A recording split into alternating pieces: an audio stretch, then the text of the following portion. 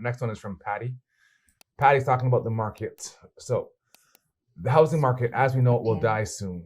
Bankruptcies galore. Folks cannot afford a home anymore, even if they make a good living. You can thank our governments. Enough said. Just watch. There may be false hope now for a rebounding market, but just watch. It will not get any better for us regular people. The majority of home buyers in the world, which is the majority of home buyers in the world, the wealthy will prevail, and the rest of us will be intense. Well, will be intense. Okay. Yeah. So, a small, I understand where she's coming from. What's her name? It's Patty. It could be Patty. It could be either. Okay. So, Patty, I understand where you're coming from, and I think you're certainly right. Like, we're seeing that now. There are some people living in tents now, and there will be more. And I do agree, more and more people are going to be left behind because this balloon has to get bigger. It just has to. That's the way that capitalism works. We need more money each year to support the previous years, right? We can't make less money to support the previous years. It's not possible.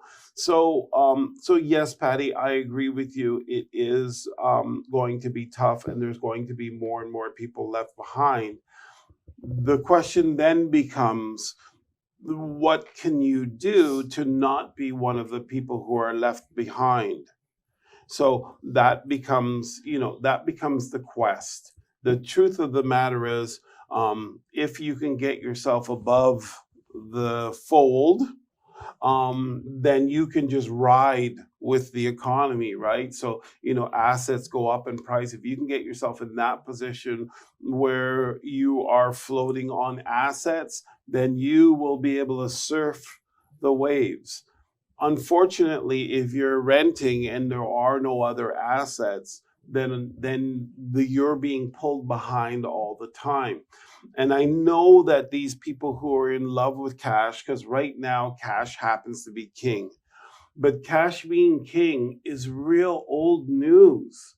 It's going to be like that for a few months or a few years where cash is king. But if you talk to all of the new wealthy millionaires or billionaires, their debt loads are huge because the debt, when you can acquire the debt for less than what the inflation rate is, then you are literally getting free money. But even just jump in, can you really say cash is king though? Because even just like year over year, what's inflation? 8%. This is the problem. Yeah, so like it's great to have cash, but $1 million cash last year is not $1 million cash this year. No, it's $920,000 this year. So so that's a problem, and that's why I say cash is not necessarily king. But right now, at the rates that the real estate market dropped, their asset classes, like a lot of different assets and stocks and all that stuff, all came down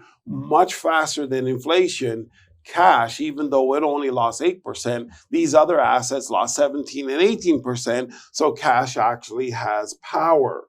And so, yes, in this particular marketplace, cash is power. But I don't believe that it's going to stay like that. And so be prepared. Get yourself a mortgage and get that mortgage paid for as quickly as you can, because being able to get that leverage, to get that debt, and being able to pay it off, that will bring you way more leverage than sitting down and renting a place and saving cash. So, be careful. The traditional way of keeping money is not necessarily you'll constantly slip behind.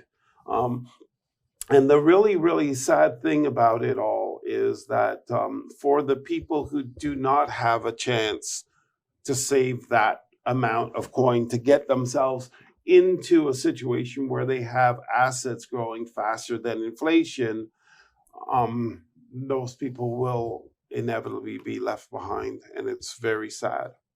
Thank you for watching our video. We hope you enjoyed it. And please let us know your thoughts in the comments, as well as any questions you may have. We're live most Saturdays at 11 a.m. Eastern Standard Time. So make sure to tune in. Thank you again for watching, and remember to like this video, subscribe to our channel, and click the bell icon so you can stay up to date on all our future uploads.